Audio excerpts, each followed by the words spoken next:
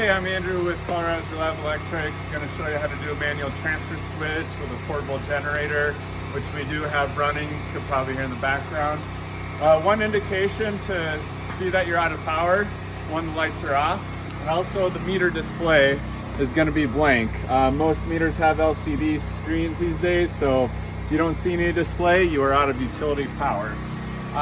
So for testing, you're going to want to first cut off your 200 amp utility breaker, and that is labeled right here. And to transfer, you will want to put this down. Now we are ready to turn on the generator breaker. However, we do need to plug it in first. So there is a plug on the bottom here, and you've got this silver part here which will line up to the left. And so once you put this in,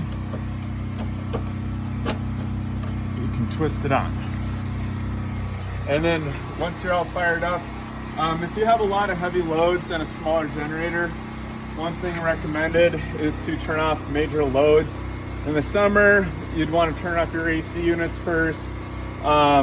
This customer, nobody's home right now. We don't have a huge power load, so we're not going to worry about really cutting any breakers off. But you know, any electric elements, electric water heaters and so forth, you're going to have issues with possibly overloading, but you can self-manage and